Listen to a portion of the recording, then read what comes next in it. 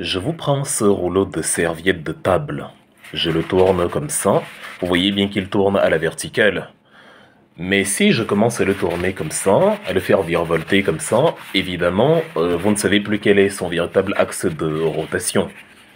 C'est ce qu'on appelle donc un rouleau désaxé. Et les pays désaxés, les sociétés désaxées fonctionnent sur le même principe. Regardez le Cameroun aujourd'hui, depuis que l'affaire du pédocriminel violeur Bob Dain est en circulation. Bon, je ne suis pas de ceux qui veulent embrouiller les esprits et prendre des gants en parlant de présumés prédateurs. Il serait, non, non, non, j'affirme, je dis, c'est un criminel, c'est un violeur, c'est un prédateur sexuel, c'est un sodomite. C'est quelqu'un qui a fait qu'une femme enceinte perde son bébé.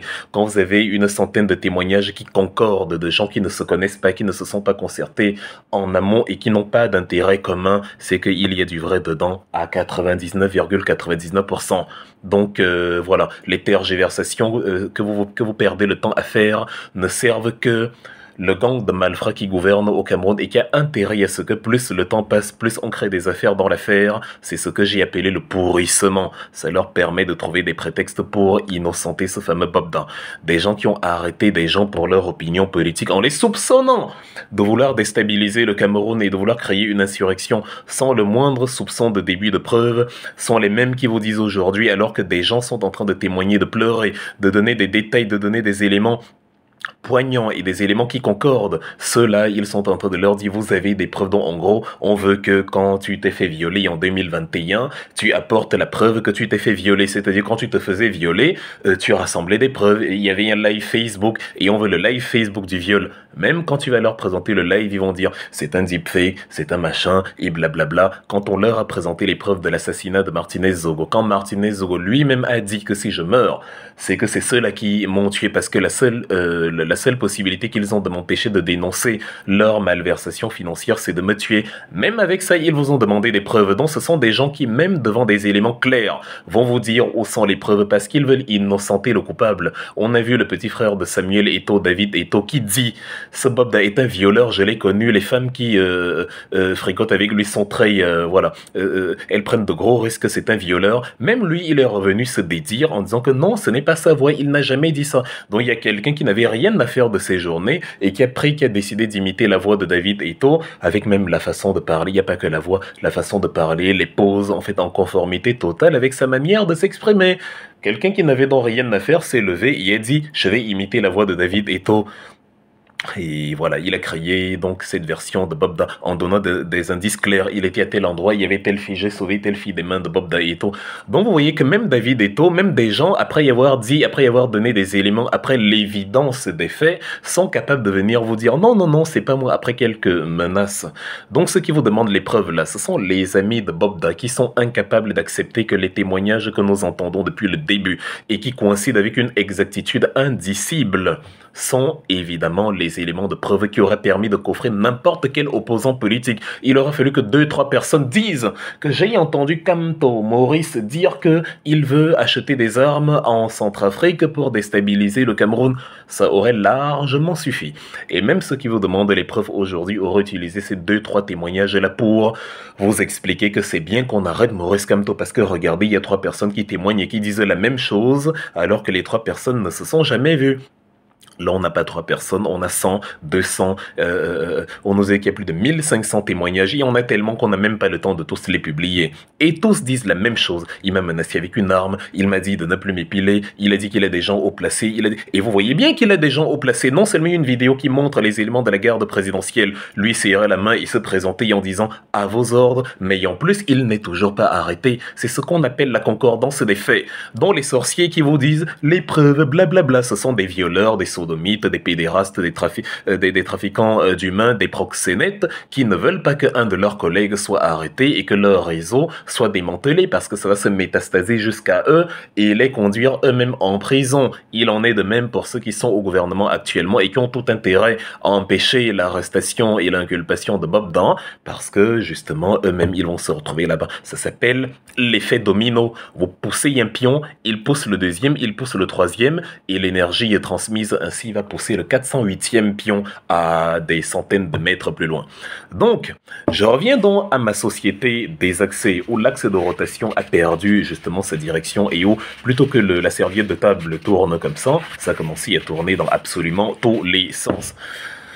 Le Cameroun est une société où on pense que parce qu'une femme a accepté d'aller voir un homme qui lui proposait de l'argent, elle est complice de son viol. Non, elle n'est pas partie là-bas en sachant qu'on va me violer.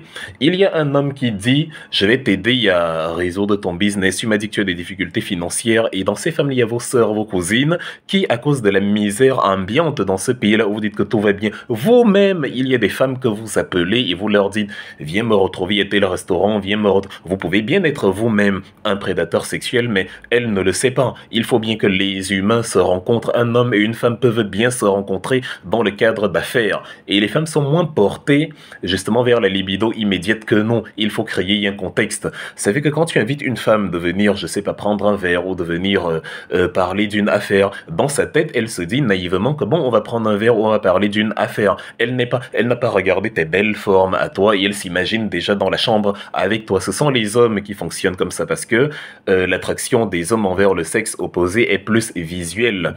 Donc, quand Monsieur Bobda va dire gentiment à une femme que bon, non, il n'y a pas de souci, tu m'as dit que tu as un problème financier, j'aimerais qu'on discute un peu de ton affaire. Évidemment, une femme, elle peut dire non en se disant que bon, enfin, je le connais pas trop, je vais pas y aller, c'est même la meilleure chose à faire. Une autre femme, elle va dire, j'y vais, je n'encourage pas à d'y aller, mais je ne dis pas, mais il est absurde de dire au même moment que parce que la femme y est allée, c'est normal qu'on la séquestre, qu'on la viole, non, pas du tout. Elle n'est pas partie là-bas en se disant que c'est ce qu'on va faire d'elle. Elle est partie là-bas en se disant, on va parler affaires, on va parler business, et elle est partie en disant que bon, j'y vais, s'il veut m'aider, ok, mais s'il tente autre chose, je vais rentrer chez moi.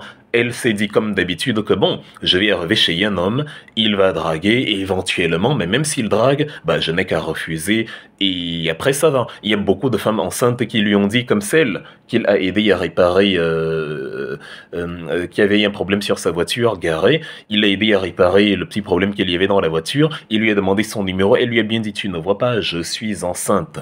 Évidemment, vous avez beau lui dire je suis enceinte, je ne suis pas disposée et tout, voilà. Il vous fait miroiter qu'il fait Miami et après il vous séquestre, il vous kidnappe, il vous viole. Dans une société perdue comme le Cameroun, on essaie d'inverser le paradigme des culpabilités. Même si, et pour que ce soit clair, parce que tout à l'heure les gens peuvent dire oui, elle n'avait pas à y aller, mais ce n'est pas parce qu'elle n'avait pas à y aller qu'on doit la violer. Allumez vos cerveaux.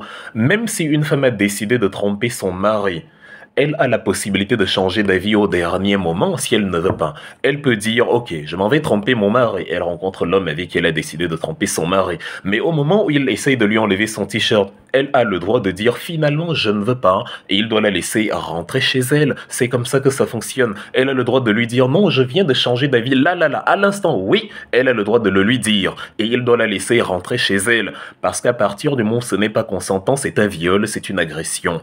Donc tout ce que Bobda a pu faire, il est le coupable à 200%. Il n'y a pas que oui, mais les femmes aussi non. Si une femme t'a dit je ne veux pas, même si elle est venue te voir dans ta chambre dans un endroit malfamé, elle a le droit de ça. Nous y arriver tout le temps dans notre jeunesse. Il y a des femmes qui nous ont trouvés très beaux au moment où on parlait avec elles et qui nous ont trouvés subitement très laids une fois arrivés dans les quatre murs et qui nous ont dit ah finalement je change d'avis. Et tout ce qu'on a pu dire quand on a retrouvé nos potes à la fin, c'est que les femmes sont incroyablement bizarres, je ne la comprends pas. Elle est arrivée chez moi hier, tout était bien et après elle a changé d'avis, elle est rentrée. C'est tout. On ne viole pas des femmes qui ne veulent pas s'accoupler avec vous. Ça ne se fait pas. Donc sortez de votre tête de malade et de pervers pédéraste proxénète que parce que la femme est arrivée chez Bobda, il avait raison de la violer. Une femme ne se lève pas et dit on va me violer aujourd'hui et ça me plaît énormément. Donc je vais aller me faire menacer avec une arme.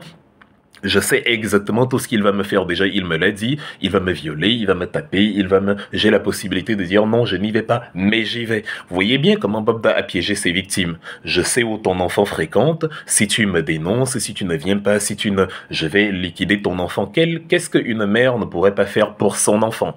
Qu'est-ce qu'une mère ne pourrait pas faire pour sauver sa famille? Il a menacé, il a intimidé, il a dit j'ai des gens haut placés, toi-même je peux te tuer, il ne m'arrivera rien. Et d'ailleurs vous voyez, malgré la pression internationale qui est mobilisée ça et là, il est toujours en liberté parce que Samuel Vandoyolo du cabinet civil, parce que Emmanuel Sadi de la communication, parce que Laurent Esso du ministère de la Justice, parce que Paul Atanganji, le pitbull de l'administration territoriale, justement ils ont des amis qui sont voilà les protecteurs de Bobda et le protégé de toute cette horde de malfrats là qui fait que tranquille, les gens qui vous menacent tout le temps pour la moindre mobilisation, une réunion politique dans votre hôtel ou dans votre domicile qui amène la gendarmerie des escouades de police entières pour vous arrêter subitement, ils sont aux abonnés absents, ils ne parlent pas, ils ne font rien. Pour eux, non, il n'y a rien. Les femmes témoignent, les femmes se plaignent. Et alors, c'est bientôt le 8 mars, ils vont vous blablater, ils vont vous donner des slogans comme d'habitude qui font 15 km. Pardon, 15 kilomètres qui ne veulent rien dire du tout.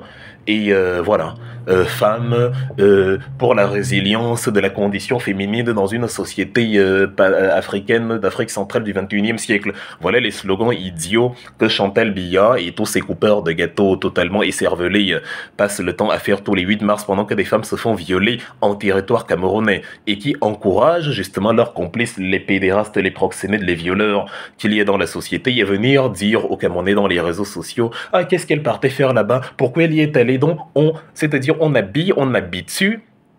L'inconscient collectif a pensé que parce que je suis allé voilà, rencontrer un homme, j'avais raison de me faire violer. Non, ça s'appelle de l'imprudence. C'est-à-dire, tout ce qu'on peut dire, c'est que si elle avait été plus prudente, ça ne lui serait pas arrivé. Et maintenant, on peut alerter les autres filles à être plus prudentes. Et voilà, il y a, comment dire, il y a moins cédé aux sirènes, voilà, de l'argent si c'est quelqu'un qu'elles ne connaissent pas très bien et tout. Mais dans le même temps, ça ne les rend pas coupables de ce qu'elles ont subi. Parce que j'ai le droit, homme comme femme, d'aller rencontrer quelqu'un qui me dit il y a business, il y a affaire. Et j'ai le droit, après y avoir discuté avec lui, de lui dire même finalement, je n'accepte pas ton argent. Vous ne savez pas si finalement ces femmes auraient accepté cet argent. Peut-être que, au fur et à mesure de la discussion, les conditions de l'affaire ne leur auraient pas convenu et elles auraient dit, bon, j'aurais bien pris ton argent, mais vu que tu me demandes 20% d'intérêt, si tu me donnes 50 000 et que je dois te rembourser, je sais pas, 60 000 ou 75 000, je ne suis pas bon. Peut-être on va renégocier peut-être une autre fois. C'est ça l'interaction humaine. Il faut encore que ça ait lieu. Ne laissez pas le champ libre aux violeurs PD parce que vous-même vous invitez, vous prenez les numéros des femmes, vous les rappelez au restaurant, vous les rappelez, certaines sont en couple, mais vous vous en foutez. Vous qui me regardez, il y a des femmes qui vous disent « je suis en couple », vous-même leur dites « ah non, c'est rien ». C'est la mode camerounaise, le couple au Cameroun n'a aucune valeur. C'est même les femmes qui vous disent « non, je suis en couple », mais vous, les hommes là, en général, quand une femme vous dit « je suis en couple », vous voyez comme elle est belle, la chose que vous lui dites systématiquement, c'est que « oui, non, non, non, c'est rien, on va juste causer, on va faire ami, on va juste parler, voilà. » Vous savez la blague qui dit « je ne t'avais même pas bien regardé, quand on est laide, on est gentil ». C'est ce que les hommes répondent aux femmes qui leur disent que non, non, non, je ne te donne pas mon numéro, je suis en couple. Au lieu de dire « oui, j'ai compris, ok, tu es en couple, c'est vrai, je vais pas venir détériorer ta relation », vous mettez à les insulter, vous êtes des bobdas en miniature. Et maintenant, quand une femme s'est dit naïvement que non, vous êtes donc quelqu'un de bonne foi qui va parler business, qui va parler affaires, vous êtes les mêmes qui disent « ah oui, il fallait refuser, il fallait pas y aller ». Pourtant, si elle avait refusé, si elle n'y était pas allée, même vous, si ça avait été vous, vous l'auriez insulté, vous lui auriez lancé voilà, les pires obscénités, parce que beaucoup parmi vous n'acceptent pas qu'une femme leur dise non. Et quand elle est donc partie, je le redis encore pour conclure, parce que vos têtes sont dures et ne comprennent pas, les femmes que Bobda a violées, a sodomisées, a séquestrées ne sont nullement coupables de ce qui leur est arrivé. Elles ne sont pas parties là-bas pour se faire violer, sodomiser, d'ailleurs elle en a drogué plusieurs. Même si une femme, c'est entre vous et votre femme, c'est une affaire privée. Si elle a décidé de vous tromper, ça vous regarde vous deux. Vous pouvez divorcer, vous pouvez en fait régler vos problèmes entre vous deux à votre manière, c'est votre vie privée. Mais à aucun moment, parce qu'elle a décidé de vous tromper, la personne chez qui elle partait vous tromper n'a le droit de la violer, de la séquestrer, de l'enchaîner, de la sodomiser. Surtout si à un moment donné, en partant chez elle, les femmes sont très changeantes. C'est-à-dire c'est comme le temps en Europe occidentale où vous voyez, il fait soleil à 10h, à 10h22, il se met à neiger comme pas possible, il est 18h, un soleil de dingue, gang revient. Parfois, les femmes fonctionnent comme ça, hein. C'est-à-dire en fonction du temps qu'ils font, en fonction de leur état d'esprit, elles sont dans une émotion X. Et à un moment donné, elles vont dans une émotion Y où vous ne reconnaissez pas la même femme qui vous dit non, non, non, excuse-moi, je n'aurais pas dû venir, je vais rentrer et tout. Ça fonctionne comme ça, même dans les films, dans les séries animées et dans la vraie vie, vous le voyez. Donc, vous ne dites pas que, comme tu voulais partir, et encore, c'est pas des femmes qui partaient intentionnellement tromper leur mari, c'est vos accusations de débiles qui rendent les coupables victimes. Ça s'appelle dans le paradigme de la norme inversée, une société désaxée comme du papier table qui, voilà, perd totalement son axe de rotation et ne sait plus dans quelle direction elle tourne. Nous allons arrêter Bob Dain avant la fin de cette année, enfin avant la fin du mois de février même. Il sera coffré. C'est un coupable, c'est un violeur, c'est un pédéraste, c'est un sodomite, c'est un gomorrien, c'est un pédophile, c'est un trafiquant sexuel, c'est un proxénète. Et vous n'allez nullement empêcher que le sort qu'il mérite lui soit réservé. Parce que vous allez créer dans un procès kafkaïen des affaires dans l'affaire où le coupable va finalement devenir victime et où les victimes vont se retrouver sur le banc des accusés. Ça ne va pas fonctionner. Cette société perdue là où, comme Sankara disait, dans un système de voyous, les hommes intègres sont en prison et c'est les prisonniers qui en voient au chapitre. Ça ne va pas fonctionner comme ça. Et si vous êtes pédéraste, violeur, pédophile, avec Bob Dain, commencez à trembler parce que vous allez finir comme lui. À aucun moment nous n'allons abandonner la stratégie du pourrissement que vous avez mis sur pied qui consiste à faire que, avec le temps on oublie, avec le temps on passe à autre chose.